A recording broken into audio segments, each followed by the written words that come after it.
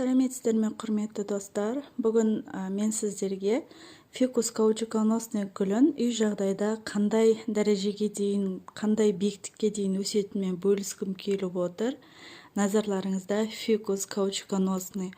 Бұны черный принц деп те атайды.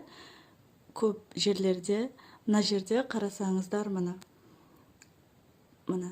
потолокқа тиіп тұр, үйдің төбесіне. 3 метрге дейін өсіп, міне қайрылып өсіп жатыр. Егер сіздерге көрініп тұрса,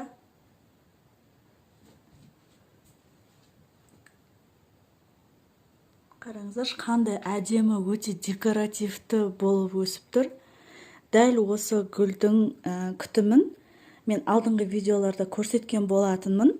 Соны экранға суретін шығарып, ссылкасын описанияға қалдырып кететін боламын. Міне бұл кәдімгі мынандай горшокта отыр. Бұның құрамында арнайы топырақ жасалмаған. Бұл кәдімгі қойдың көңі. Көң дегеніміз ол қойдың тезегінің 3-4 жылдық шіріндісін көң деп атайды. Жаңа қойдың тезегін қолдануға болмайды, себебі тамырын күйдіріп жібереді. Соны кәдімгі ауланың топырағымен араластырып отырғызған. Қараңыздар, міне су құйылған, міне көң бұл топырақты жұмсартып тұр.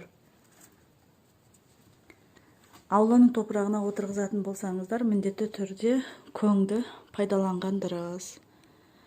Қараңыздар, өте әдемі, өте биік, кіргенде көздің жауын алатын.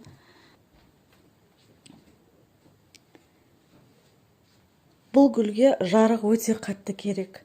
Мына біздің оңтүстік жақтағы терезе, осы оңтүстік жақтан терезеден азанғы уақыттан түскі уақытқа дейін өте керемет күн түседі. Міне байқасаңыздар, міне терезеге қарай сәл майысқан күнге қарай. Жағдайы өте жақсы. Ешқандай да жапырағы түспеген. Кейбір фикустарды көрсеңіздер, міне астыңғы жапырақтарының барлығы түсіп қалады. Мына жерде міне атроскасын да шығарып келе жатыр екен. Басында бұл бір ғана осындай атроскадан өсірілген гүл болатын. Мынауда сол фикустың атроскасы, қараңыздар, өте керемет болып өсіп жатыр. Жаңағы үлкен фикус гүлі де осындай гүл болған басында. Содан кейін бұтақтап, мынандай жан-жағынан стрелкаларын шығарып, бұтақтарын шығарып, мына жерден де шығарып жатыр. Солай бұтақтап өте күшті болып көрінетін болған. Мінекей, дәл осылай гүлдерді өсіріп, баптап үйренгілеріңіз келсе, мен төменге ссылкаға WhatsApp номерімді қалдырып кетемін.